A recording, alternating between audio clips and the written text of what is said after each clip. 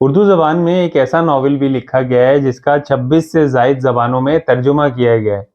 मुख्तलिफ तारीखी हवालों से पता चलता है 1962 में इस नावल पर बैन लगा दिया गया था, क्योंकि उस वक्त की हुकूमत ये समझती थी कि ये नावल कम्युनिस्ट नज़रियात से बेहद मुतासिर है। और फिर 6 साल बाद 1968 में इस नावल पर से बैन हटा दिया गया। रीडर्स, जिस नावल का मैं जिक्र कर रहा हूँ उसका नाम है खुदा की बस्ती।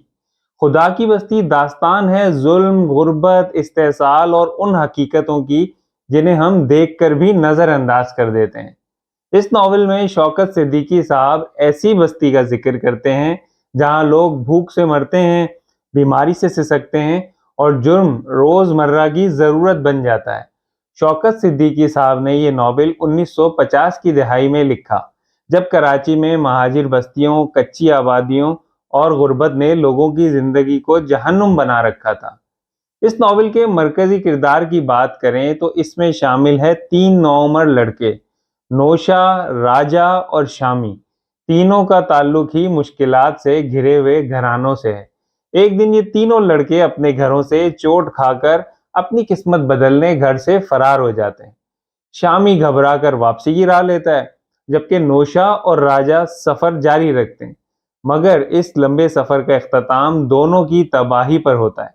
जिंदगी के इस तवील सफर में दोनों क्या क्या चोटें खाते हैं वो पढ़ने से ताल्लुक रखता है। जबकि दूसरी तरफ कुछ किरदार और भी हैं जो मुआशरे की अक्कासी करते हैं, जैसे कि सुल्ताना, एक मासूम लड़की जिसकी उम्र ख्वाबों की होती है, मगर उसकी दुनिया में ख्वाबों की गुंजाइश ही नहीं। उसका भाई अन्नू, जो भूख, बेबसी और मुआशरती दबाव में अपना रास्ता जुर्म में ढूंढने लगता है।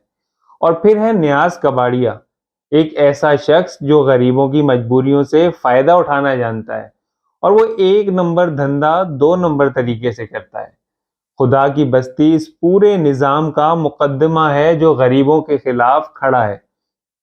ये नॉवेल बताता है कि गुर्बत इंसान को सिर्फ भूखा नहीं रखती, बल्कि उसकी अखलाकियात छीन लेती है, उसकी इज्जत का सौदा कर देती है और आखिर में उसका ज़मीर भी मार देती है।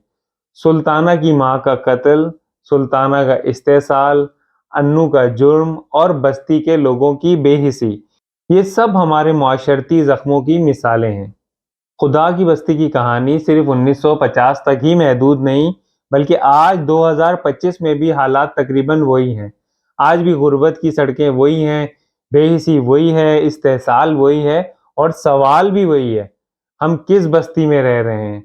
शौकत सिद्दीकी ने इस नावल में कोई ख्याली दुनिया नहीं बताई, उन्होंने वो सब लिखा जो हम रोज देखते हैं मगर कभी मानते नहीं हैं।